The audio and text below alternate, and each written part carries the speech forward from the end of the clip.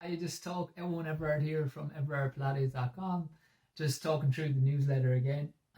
So this newsletter we start off with a quote of there is a difference between fear and courage. Fear is wetting your pants. Courage is doing what you need with wet pants. And I actually love that because it is. It's like sometimes probably people try to pretend they're not afraid or to try to pretend or just deny that they're feeling a certain way. And it's grand to feel nervous, fearful, whatever, as long as you can then do the action that you need to do. So I love that. Like, so fear isn't pretending, or it's not like pretending that you aren't scared of a certain situation, or it's not pretending that you aren't nervous about something or something isn't giving you anxiety. It's about just doing it with those feelings. So I love that. So fear is wetting your pants, courage is doing what you need to do with wet pants. Okay, so the infographic this time around is the effects of foam rolling. So it's looking at a systematic review on foam rolling, and it's a meta-analysis or systematic review. So that's basically where they take all the studies in an area, review them, and then a meta-analysis is where they take all the results, do another bit of do another kind of analysis on it, so that combines all the results together to see what the effect size is. So what they found was small improvements, very small, in flexibility and sprint performance using foam rolling before sessions, but more decent improvements using foam rolling after to kind of hold onto the gains for the next session. And that kind of makes sense that, like, when you're like beforehand, loosening out your muscles and all isn't going to make a massive difference. Like if you're tight in a certain area, it's going to help a lot. It's going to help a decent bit, but especially afterwards, then to prevent tightness or prevent these issues coming, it improved performance by 3.1% in sprinting and 3.9% in strength training compared to those who didn't. And that actually is, 3% doesn't sound a lot in like sprinting terms, or when you're looking for like 1% gains, that's pretty big. So just the idea of doing your foam rolling regularly keeps your body moving correctly, which not only then helps prevent your injuries, but also can kind of set yourself up. So I talked about that general adaptation syndrome, that when we train hard, we fatigue our body, we cause micro damage. I wouldn't say damage. All the things you can do to get yourself out of that hole as quickly as possible, foam rolling, eating correctly, sleeping well, will allow greater super compensation, so that you don't just come back to that level you were at before, but you actually improve even more. So that was two things they found. It reduced muscle pain and perception.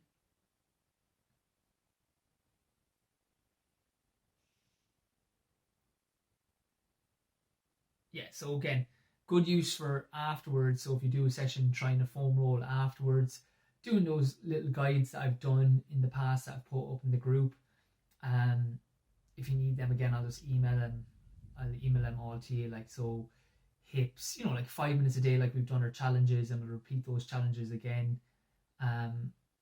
Just nice to do, like 5 minutes, see where you're sore yourself. Like my left quad gets tight, my right hip. So they're the areas that I concentrate on. And again, as I said, I usually bring my hockey ball to bed, do a little bit of that, like 5 minutes when I'm reading my book, and you're getting a little bit done every day. Okay, so then the training section this week is key supplements that you might use when you're racing. I've been doing this with my hands a lot recently. I'm trying to stop. So the first one is carbohydrate mouthwash. So where you would use this is basically, the idea is where you swig like a sugary drink. Essentially, it doesn't have to be anything fancy. Lucozade, Powerade. You swig it like a mouthwash, but you're not drinking it, and then you spit it out. Probably most famous with Kipchoge in the sub 2 hour at the very end. He did it a few times, and people were asking what they were, and they were explaining it. So what the idea behind it is, the science is that the carbohydrate receptors in your mouth signal to your body that, like, all right, there's carbs on the way, So essentially, it tricks your body to think that there's more energy coming. So it's not there's no danger in continuing to run hard because I'm getting more fuel in. Um, again, it's used practically by Kipchoge. They had a lot of science behind it. So I've given this 4 out of 5 in terms of evidence level. Really only used for a marathon. Anything below that, maybe half marathon. Anything below that, really not needed. Good for people in a marathon near the end, where you don't actually have to fuel to get to the end, and you're sick. You say your stomach is getting a little sore. Just swig, take that Lucozade, take a Powerade or whatever drink, swig it, like just swish it around your mouth and spit it out. It allows your body to think there's fuel coming so that you can still run well. All right, the next one is one that I take. Oh my god, I can't pause this. And I'm not going to go back. So I'll talk is beetroot shots. I'm going to leg it upstairs, so you're going to see none. Click that thing. Just forward in 3, maybe 30 seconds. I'll be back.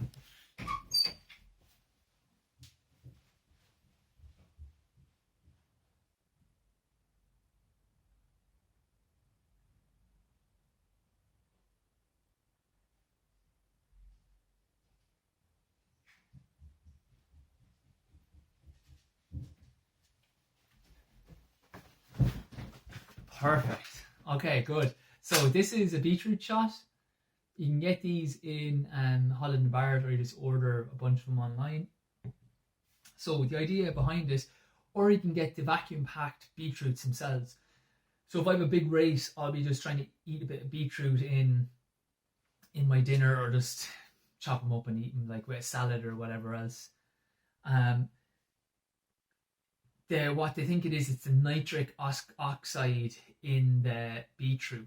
It's meant to open up your blood vessels more, so allow the blood to flow easier, so we get more blood, i.e. then more oxygen to your muscles. That's the idea behind it. So it's meant to open up your blood vessels with the nitric oxide in it, and there've been a few studies on it. A lot of the research comes from one guy, which you always got to be worried about. I have it because it doesn't cause any issues. The only thing is your pee will go red after, just because it obviously is red. But like there's no, as long as your stomach is fine. I take them, but do they help? I don't know. I've ran terrible with them, and I've ran decent with them. So, and I've ran grand without them as well. So sometimes I take it, but I just have a pack now. But just something to try. A note with this, right? Don't use mouthwash, brush your teeth after you take it. You can water it so you don't have it looks like blood. Like I told a guy at a race before, we were rooming at a race in Belgium. He's like, "What's that?" It's like, "Oh, it's calf's blood. We all drink it in Ireland," and he believed me. So I had to tell him it wasn't. So beetroot shot. When do you take it before a race? 2.5 hours before a race, you would take this. Okay, so 2.5 hours before, you just take it as a shot. I actually like it. Some people hate it. You get used to it pretty quickly. As I said, don't freak out when your pee will be red or pink after the race. So don't freak out. Within the next pee, you'll be fine. Great. Okay.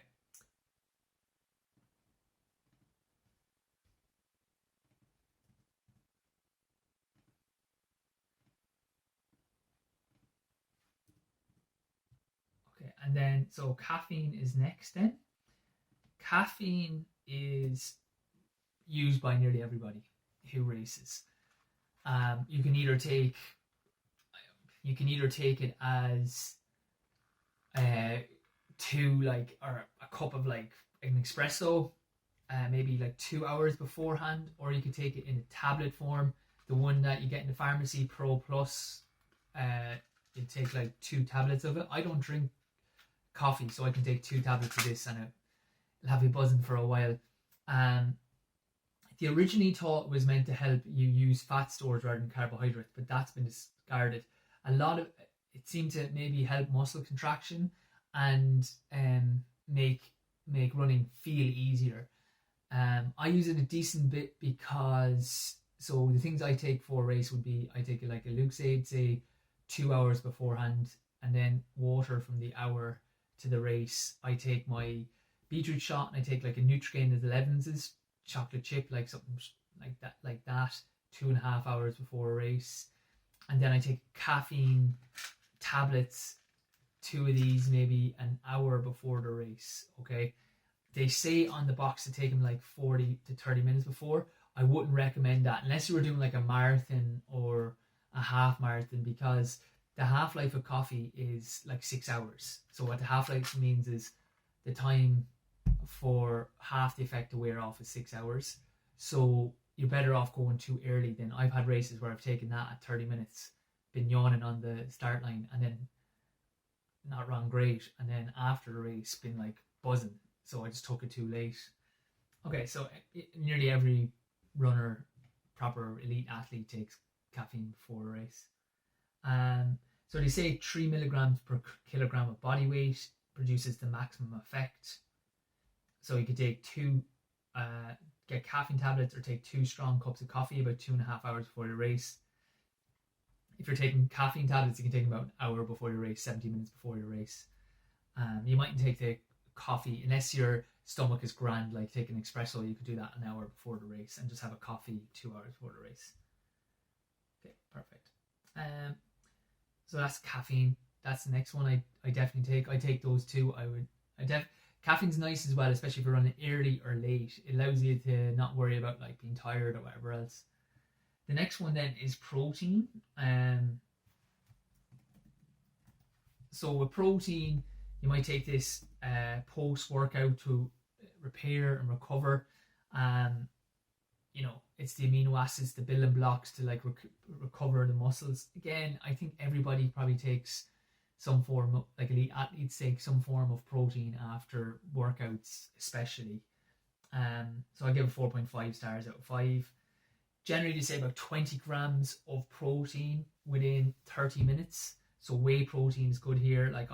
The one I use is like a scoop of whey protein, half a bag of spinach, light milk or almond milk, and about 250 mils, 300 mils, half a banana in my blender, whip that up, down the hatch, happy out. They also say you should take 4 to 5 20 grams, 4 to 5 by 20 grams of protein spread throughout a day. So you're taking it regularly. I actually always like trying to have some fish. Shout out to Mags and Goatsbridge .ie. I don't get any sponsorship off them, but they're a local business, and she does our class as well. So I actually really like trout. Really good fish. Just put that into my pita bread. So put the 2 pitas into your toaster, heat them up. They kind of pop up in the middle. You cut the middle bit then when they've risen. Stuff that with like tomato, lettuce, little bit of light mayo or cream salad, and then decent bit of like trout or some kind of fish, chicken if you don't have it, but just make sure it's good quality stuff. Really help. And then sometimes they say like take another hit of protein before bed. I kind of do that, I suppose. I don't take casein or anything before bed. I used to, but I don't really bother now. Anything else with that? No, I think just have your whey protein handy or your protein source, whatever it is, after a run. And again, it's a good way to add spinach into the diet. And try to do that at 30 minutes. Your body's like a sponge within that 30 minutes, so try to do it straight after. Okay, so there are the 4. The carbohydrate mouthwash I haven't done. I haven't ran a marathon, but I would do, definitely, if I was getting sick of taking on the fluids. Last 5 miles, you would have saw Kipchoge do it. Beetroot juice, I do. And then, sorry, I'm deleting something here. And then caffeine, I always take as well, always. Again, a lot of these, just do them, see if it works for you. Like I know Brian Maher has gone off the caffeine and the beetroot because he's like, you know what, I don't really see a big difference. I know people who've just gone back to like a cup of coffee, because sometimes you can have so much stuff in your stomach, it's like ridiculous. Okay, so if you have any questions on that, maybe just fire them up in the Facebook group and I can get onto them. Then general health, I did the 2 do's and 3 don'ts of to keep your back healthy. This one. So we all know that maintaining good back health by doing things to help strengthen it and avoid things that cause harm, is just common sense. So the problem is most of us don't know. We don't know what we don't know. Sometimes we don't know that we're doing things that are poor. So I'm going to go through the don'ts first. The don't is, don't lift something heavy in the first hour of you waking up. Okay, at nighttime, right, your discs are like jam donuts, but when you lie down, they take it on fluid, so they're bigger, so there's more risk. So within the first hour of waking, that's why that morning routine is very good, especially if you have to drive or you're going straight into sitting down.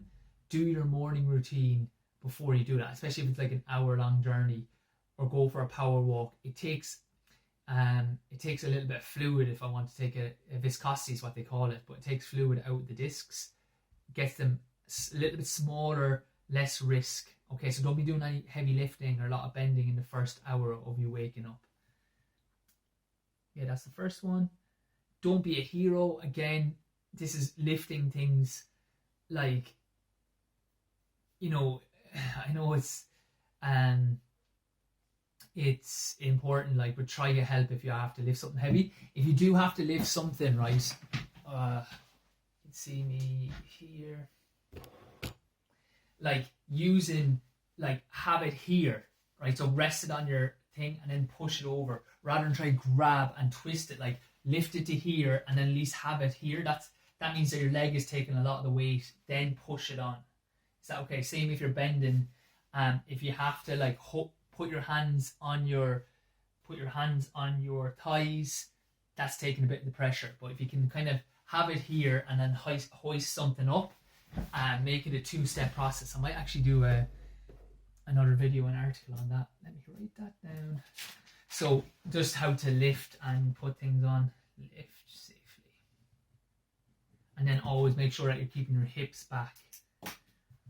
Okay, the third don't then and the first do are kind of linked. So don't sit for hours, and we've talked about that with the micro breaks. They've done studies to show that people who came into work, 2 groups had similar levels of back pain. By the end of the day, the group that just stayed sitting, their back pain out of 10 was gone up 50%, where the other people's pain, because they were getting up regularly, it was the same. So if you're talking about like here for the group that never got up, here for the group that got up regularly. So we say for every hour you're sitting, you should be standing or walking for 1 minute.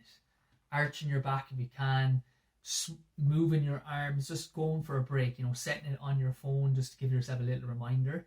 And again, it's like that Jeff Olson book I said, The Slight Edge. The things that will get your back healthy are easy to do, but the problem is they're also easy not to do. Like, it's like, oh look, I'll do that tomorrow, or I'll forget this hour. So that's where things can go wrong, because you can start thinking, you know what, it's easy to leave this off this time, I'll do it another time. And then that's how the back pain kind of keeps creeping through, so just be careful for that. The other thing as well, as you said, just afterwards, especially depending on your back, power walking, staying up tall and like really moving the arms as you're going. Even 5-10 minutes, if you could do that after, if you've been sitting for all day, would be ideal. Like maybe before you get into your car, you just power walk for 5 minutes. Again, it's only 5 minutes. I know sometimes I'm terrible, I'd be rushing home, but if you just get in the habit of doing it, or maybe that's when you do your exercises straight away after work, reset yourself before you're not going home and then sitting on the couch all day or doing whatever. Okay, and then so that's it. Go for a walk. If you're going for a walk, swing your arms. Then the other one is stretching. Like, make sure that like you are stretching all the muscles, keeping your hips moving well, and doing that back extension exercise. They'll really help keep your back healthy. Great, so that's the newsletter for this time. Basically just a quick note, as I say, you always hear about people, you might be chatting to friends or family who are trying to improve their health or their fitness, and they actually have never heard of sports Pilates. If that's the case, just show them the website everardpilates.com, or you can send them details. You can send their details to me, and I can send out information to them for a free trial for our beginners Pilates if they ever want to try that. Or if you're not signed up for Pilates yourself and you want to try a free trial, just contact me on owneverard@gmail.com or everardpilates@gmail.com, and the next course we're doing, we'll try to set you up for a free trial. Okay, enjoy.